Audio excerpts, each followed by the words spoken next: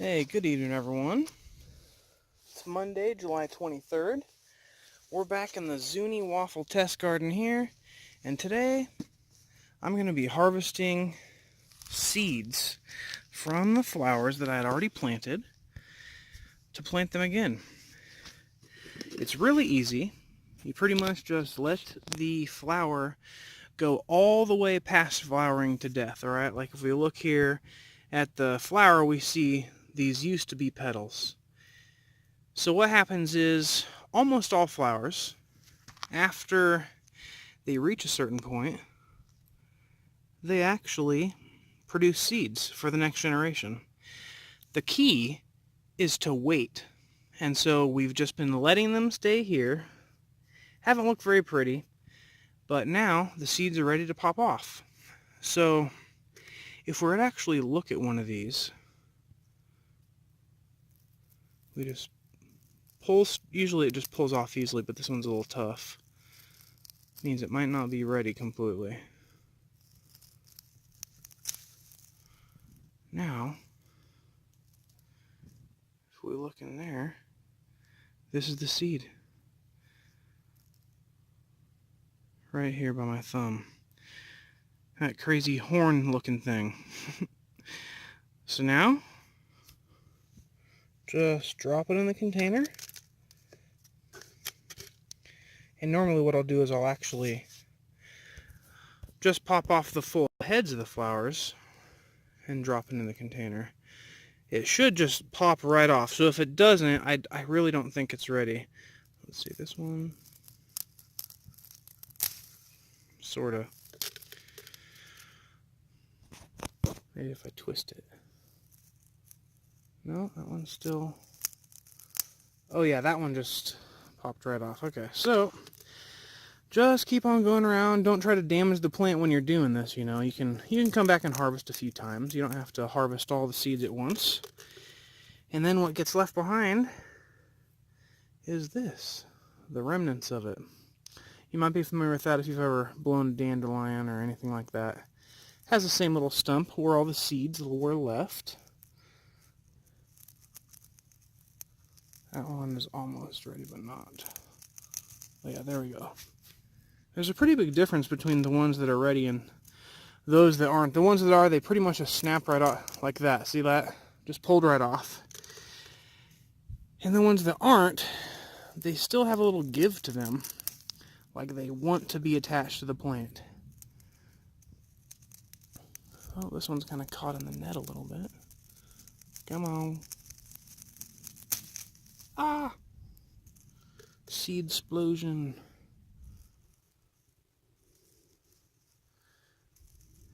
And you know what, actually, now that I'm looking at it, we can tell this one is way more ready than this one over here because it's kind of like closed, you know, and then it looks like it opens up and the seeds drop. So then let's see if this one just comes right off. Yep. And then if I try this other one, it probably doesn't. Nope. Cool. I never claimed to be a professional. I learned stuff too. This is the first time I'm actually harvesting this particular flower seed. It's exciting. I believe it's a calendulas. And the thing that is cool is that after I do this a few times, a few generations, eventually they'll have like no problems here at all. Because, you know, the genes get passed on for the kind of, well, the resistances, I guess you could say. They get immune to the climate or something like that. Maybe not all of them, but, you know, that would be up to a botanist. But me, you know, I don't sit there selecting the best trait. I just kind of breed them, and then they seem to do better the next time because, well, in my opinion, the parents were used to this area, right? This one, not quite. No, this one seems to be a little behind. It's barely starting to turn. You see how there's like lots of orange and petal stuff left? I don't know if I can get any off of this one. Oh. That one seemed to have dropped all of its seeds already.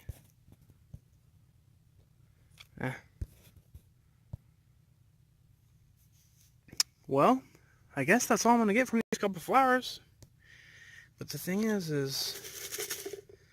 look at all these seeds in there. There's just a ton of them. Way more than one plant's worth. I mean, sheesh, I could go in there and just plant so many. I'm going to try to keep these, label these as calendulas, and what year they are.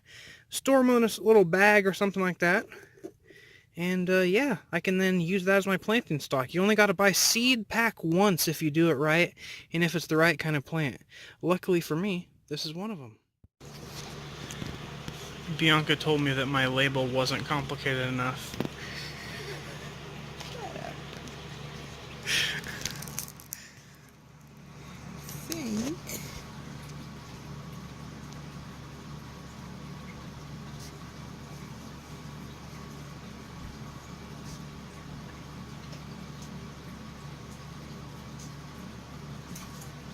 Printer in another life. Summer 18.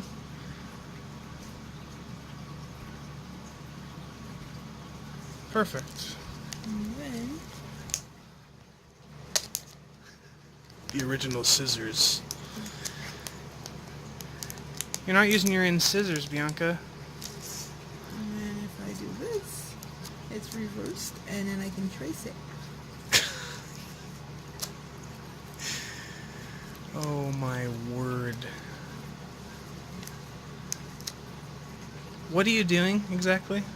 I'm writing on the sticky side so it doesn't come out with rubbing, and it's protected by the tape. I've seen a lot of people print and then put the packing tape on the paper and then get it wet and get the paper out so the print stays on the paper. But I don't have a printer right now, so this will do. Oh my gosh. She's writing it under the tape. I understand now.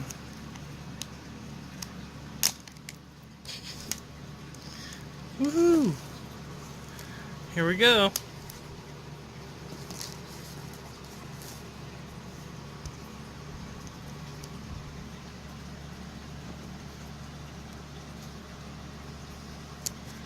I would have put on the wide side so you could read the whole word, but you know.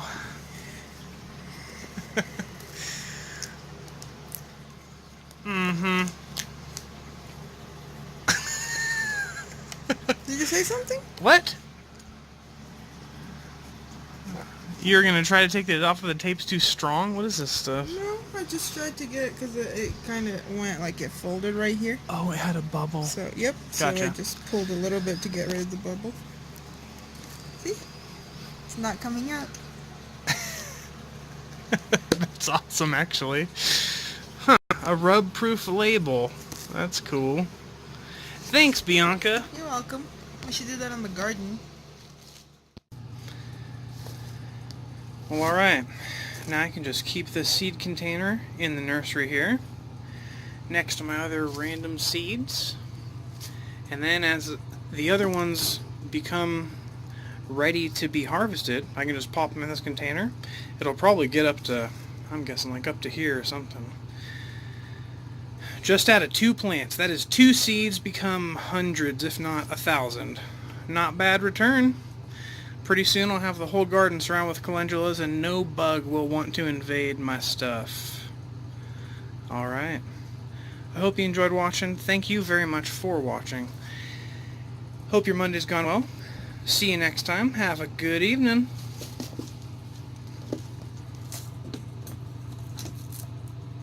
Perfect.